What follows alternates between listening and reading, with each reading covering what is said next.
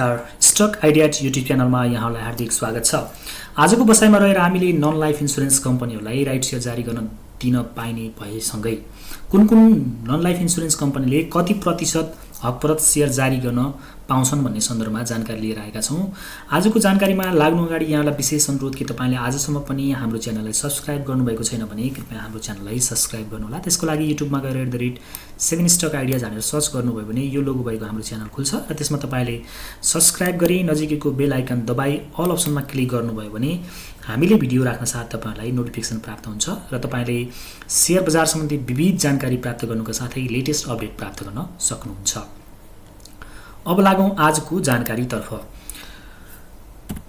प्राधिकरणले जीवन बीमा कम्पनीलाई 5 अर्ब र निर्जीवन बीमा कम्पनीहरूलाई 2 अर्ब 50 करोड रुपियाँ न्यूनतम चुक्ता पुँजी तोकेको छ। मर्जरमा गएर पनि तोकिएको पुँजी पुग्न नसकेका कम्पनीहरूलाई हकप्रत सेयर जारी गर्न दिने प्राधिकरणले जनाएको छ। बीमा प्राधिकरणले निर्जीवन बीमा कम्पनीहरूको चुक्ता पुँजी न्यूनतम 2 अर्ब 50 करोड रुपियाँ तोकेको छ। सो अनुसार पुँजी पुर्याउन प्राधिकरणले केही कम्पनीहरूलाई 12 देखि 66% सम्म हकप्रत सेयर जारी गर्न स्वीकृति दिएको छ। कुन इन्स्योरेन्स अथवा कुन नन लाइफ इन्स्योरेन्सहरूले पाउँछन् त हकप्रत सेयर जारी गर्न?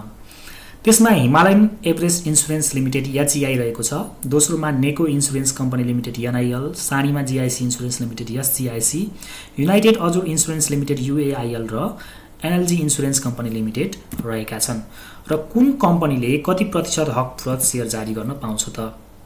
नेपालको एचईआई अर्थात् हिमालयन एभरेस्ट इन्स्योरेन्स लिमिटेड नेपालको बीमा क्षेत्रमै पहिलोपटक मर्ज भई इतिहास राखेको हिमालयन एभरेस्ट इन्स्योरेन्स 12% हकप्रत निष्कास गर्न स्वीकृति पाएको छ। मर्जरमा जाँदै पनि तोकिएको न्यूनतम पुँजी नपुगेको भन्दै कम्पनीले प्राधिकरणलाई सो मात्राको हकप्रत निष्कासन गर्न अनुमति दिएको हो। यससँगै हाल 2 अर्ब 30 करोड 15 लाख रुपियाँ रहेको कम्पनीको चुक्ता पुँजी 12% हकप्रतपछि 2 अर्ब 57 करोड 77 लाख रुपियाँ पुग्नेछ। अब यसको बजारमा आजको मूल्यको अवस्था पनि हेरौँ है त। एचईआईको बजारमा आज मूल्य हेर्नुहुन्छ भने हिमालयन एभरेस्ट इन्स्योरेन्सको 536 निकै ठुलो मात्रामा आज फल आएको छ यो कम्पनीमा र घटेको छ। हामीले तपाईलाई हकप्रत सेयरको लागि आजै अहिले नै अवस्थामा यो कम्पनी किन्नुस् भनेर भन्न सक्दैनौँ, किनभने हामीले पहिलेदेखि भन्दै आइरहेका छौँ कि घटिरहेको अवस्थामा कम्पनीको सेयर किन्ने होइन। जब घट्ने क्रम रोकिन्छ र साइडवेज जान्छ त्यसपछि हामी त्यस्तो कम्पनी किन्न सक्छौँ। र उसो त राइट सेयर आउँदै गरेको कम्पनी किन्ने कि नकिन्ने भन्ने सन्दर्भमा अधिकांश राइट सेयर आउने कम्पनीहरू कमजोर भएर निकालेको हुन्छ भन्ने अवधारणा पनि छ। तर बीमा क्षेत्रमा लाइफ र नन लाइफको सेक्टरमा त्यो पनि भन्न मिल्दैन, किनभने बीमा प्राधिकरणले एउटा चाहिँ निश्चित मापदण्ड बनाइदिएको छ। त्यो मापदण्ड पुरा गर्नको लागि कम्पनीहरूले राइट सेयर निकाल्न बाध्य भएका हुन्, कमजोर भएर मात्रै पनि होइन। त्यसर्थ पनि हामीले उचित समयमा किन्यौँ भने यी कम्पनीबाट राइट सेयर खाएर पनि राम्रो मुनाफा हासिल गर्न चाहिँ सक्छौँ। यसर्थ राइट सेयर आउँदै गरेका कम्पनीहरूलाई वाच लिस्टमा राखेर उपयुक्त मौकामा चाहिँ हामीले खरिद गर्न सक्छौँ है त। र अहिले यसको बजारमा मूल्य 536 रुपियाँ देखिन्छ। EPS 17.41, P ratio 30.79, book value 130। समग्रमा हेर्दाखेरि एचईआई चाहिँ नन लाइफ सेक्टरको त्यति कमजोर कम्पनी चाहिँ होइन, एउटा राम्रो कम्पनी हो। यसको डिभिडेन्डमा चाहिँ तपाईँले हिस्ट्री पनि हेर्न सक्नुहुन्छ होइन। डिभिडेन्ड हिस्ट्री हेर्नुहुन्छ भने अब यसमा यो हिमालयन र एभरेस्ट मर्ज भएर बनेको हुनाले हिस्ट्री धेरै छैन, 78-79 मात्रै। यस्तो त्यति बेला चाहिँ खासै राम्रो बोनस दिएको छैन, 2.75। तर एज अ होलमा चाहिँ कम्पनी नराम्रो चाहिँ भन्न सकिँदैन। समग्रमा बजारमा चाहिँ पेनिक सिचुएसन देखिएको कारणले समग्र सेक्टरहरू नै घटेको, नेप्से नै घटेको र इन्स्योरेन्स सेक्टर नै घटिरहेको अवस्थामा यो कम्पनी दबावमा परिरहेको छ। यसैको आधारमा मात्र डिसिजन लिन हामीले सक्दैनौँ। तर हामी के चाहिँ निश्चित रूपमा भन्न सक्छौँ भने यो कम्पनी घटुन्जेल वाच गर्नुहोस् र जब घटेर चाहिँ साइडवेज जान थाल्छ त्यो मौकामा चाहिँ तपाईँले किनेर यो कम्पनी राख्न सक्नुहुन्छ है त। र दोस्रो कम्पनी रहेको छ नेको इन्स्योरेन्स कम्पनी लिमिटेड। कसैसँग मर्जरमा नगएको नेको इन्स्योरेन्सले 25% हकप्रत सेयर निष्कासन गर्न बीमा प्राधिकरणको स्वीकृति पाएको छ। सो अनुसार कम्पनीले हकप्रत सेयर जारी गरेमा कम्पनीको चुक्ता पुँजी 2 अर्ब 51 करोड 54 लाख रुपियाँ नाग्नेछ, जुन प्राधिकरणले तोकेको न्यूनतम पुँजीभन्दा बढी हो। यससँगै कम्पनीले हकप्रतबाट मात्रै तोकिएको पुँजी पुर्याउने भएको छ। अब यसको चाहिँ बजारमा के छ त अवस्था? एनआईएल हेरौँ, नेको इन्स्योरेन्स यो चाहिँ एउटा राम्रो सपोर्टमा पनि रहेछ। तर पनि समग्र बजारमा चाहिँ नेगेटिभ सेन्टिमेन्ट छ र नन लाइफमै दबाब देखिएको छ। नन लाइफ नघटेको अवस्था पनि हो धेरै, त्यो हिसाबमा यो बेला किन्नु चाहिँ उपयुक्त हुँदैन। तर वाचमा चाहिँ राख्न सक्नुहुन्छ। नन लाइफ सेक्टरको एउटा राम्रो कम्पनी यदि तपाईँले खोज्नु भएको छ भने त्यो एनआइएल हुनसक्छ। यसको 825 रुपियाँ बजार मूल्य देखिन्छ। 52 हप्तामा 946 सम्म माथि गएको थियो भने तल झर्दा 661 रुपियाँसम्म छ।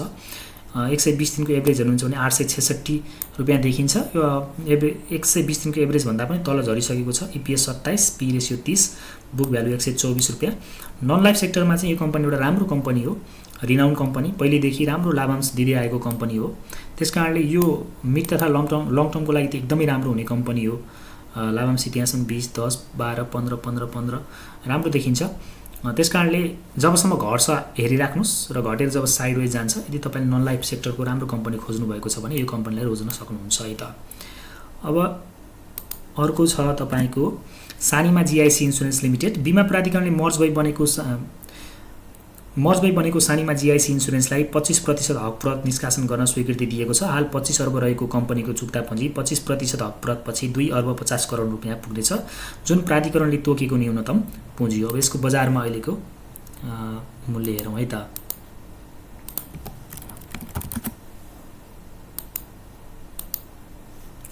₹539 रुपियाँ अझै पनि घट्दो क्रममै छ यो कम्पनी र भोल्युम त बढेको रहेनछ। जस घटिरहेको दबावमै रहेको छ यो कम्पनी पनि तपाईँले वाच लिस्टमा राख्न सक्नुहुन्छ। यसको अहिले बजारमा मूल्य चाहिँ ₹539 रुपियाँ।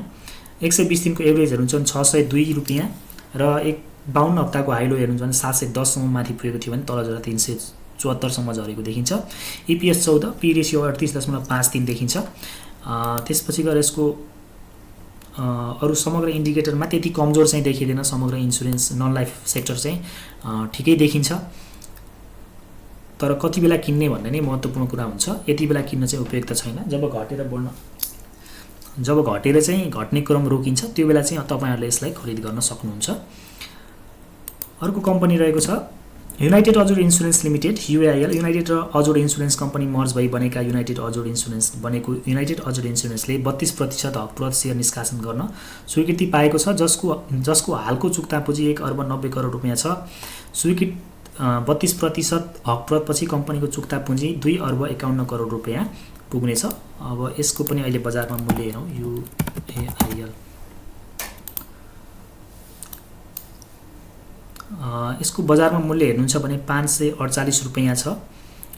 यसको इपिएस 10.61, पी रेसियो 51.65, पी रेसियोको आधारमा अलिकति महँगो देखिन्छ यो कम्पनी। बुक भ्यालु 132 रुपियाँ देखिन्छ। प्राविधिक रूपमा चाहिँ किन्न हुने जोनमा चाहिँ छैन, किनभने खसिरहेको छ। जबसम्म यो झरेर रोकिँदैन एउटा चाहिँ राम्रो सपोर्टमा आउँदैन। अब यहाँ बिचमा कतै पनि सपोर्ट छैन, त्यो हुनाले अलि रिस्क पनि छ यसमा। अहिले हामीले यसलाई जस्ट वाच एन्ड सी गर्ने। जब यो एउटा रोकिएर साइडवेज जान थाल्छ त्यसपछि हामीले यसलाई किन्न सक्छौँ है त। अर्को कम्पनी छ एनएलजी। मर्जरमा नगएको एनएलजी इन्सुरेन्सले निर्जीवन बिमा कम्पनीमध्ये सबैभन्दा बढी प्रतिशत हक प्रत सेयर जारी गर्न पाउने भएको छ। बिमा प्राधिकरणले कम्पनीलाई गत असारमै 66% हक प्रत सेयर निष्कासन गर्न स्वीकृति दिएको हो। उक्त हक प्रतलाई गत साउनमा सम्पन्न कम्पनीको विशेष साधारण सभाले समेत पारित गरिसकेको छ। हाल 1 अर्ब 45 करोड 92 लाख रुपियाँ रहेको कम्पनीको चुक्ता पुँजी 66% हक प्रतपछि 2 अर्ब 42 करोड 23 लाख रुपियाँ पुग्नेछ, जुन बिमा प्राधिकरणले तोकेको भन्दा कम हो। अपुग हुन आउने पुँजी कम्पनीले बोनस सेयर मार्फत पुरा गर्न सक्छ है त। अब एनएलजीको बजारमा मूल्य हेरौँ। एनएलजी 753 रुपियाँ देखिन्छ। यसको चाहिँ 52 हप्तामा हाइलो हेर्नुहुन्छ भने 940 सम्म माथि गएको देखिन्छ भने तल झर्दा 440 रुपियाँसम्म झरेको छ। 120 दिनको एभरेज मूल्य 803 रुपियाँ देखिन्छ। 1 वर्षमा यो कम्पनी 67.33% बढेको छ। इपिएस 16.52, पी रेसियो हेर्नुहुन्छ भने 45.58 देखिन्छ। बुक भ्यालु 118.17 देखिन्छ है त। यसको लाभांश हिस्ट्री हेर्नुहुन्छ भने 10, 15, 20, 25, 25, 7, 10, 10 गरेर एउटा राम्रो लाभांश इतिहास भएको कम्पनीको रूपमा यो रहेको छ। यो कम्पनी पनि तपाईँले एउटा सपोर्टमा चाहिँ छ। अब यो सपोर्टमा कस्तो रियाक्सन गर्छ हैन, योभन्दा तल गयो भने अलिक तल झर्न सक्छ। यहीँबाट फर्किन थाल्यो भने तपाईँ यही बेला पनि किन्न सक्नुहुन्छ। वाचमा राखेर बजारको समग्र सेन्टिमेन्ट हेरेर र समग्र नन लाइफमा कस्तो इफेक्ट देखिन्छ त्यस अनुसार तपाईँले रणनीति बनाएर यी हक प्रत जारी गर्दै गरेका कम्पनीहरूलाई तपाईँले किन्न सक्नुहुन्छ। आजको बसाइमा मैले नन लाइफ अन्तर्गत चाहिँ राइट सेयर जारी गर्दै गरेका कम्पनीहरूको बारेमा जानकारी तपाईहरुमा आज राखेँ। तपाईहरुलाई आजको हाम्रो जानकारी कस्तो लाग्यो कृपया जस्तो लाग्यो त्यस्तै प्रतिक्रिया दिनुहोला। आज जानकारीमा राखेका कम्पनी कति बेला किन्ने भन्ने महत्त्वपूर्ण कुरा हो। यो नै किन्नुपर्छ भन्ने छैन, यति नै बेला किन्नुपर्छ भन्ने छैन, तर अहिले चाहिँ किन्नु उपयुक्त समय चाहिँ देखिँदैन। बजार समग्रमा प्यानिक देखिन्छ। यो प्यानिकनेस घटेर जब बजारले साइडवेज एउटा चाहिँ साइडवेजमा जान थाल्छ, साइडवेज प्याटर्न बनायो भने र नन लाइफमा पनि त्यस्तो खालको प्याटर्न बन्छ भने हामी यी कम्पनीहरुबाट एउटा राम्रो ट्रेड गरेर मिड तथा लङ टर्म इन्भेस्टमेन्ट पनि गर्न सक्छौं र सर्ट टर्म ट्रेड गरेर पनि राम्रो मुनाफा हासिल गर्न सक्ने देखिन्छ। हस् त यति भन्दै आजको बसाइबाट बिदा चाहन्छु। यहाँहरुको समय शुभ रहोस्। नमस्कार, शुभ समय।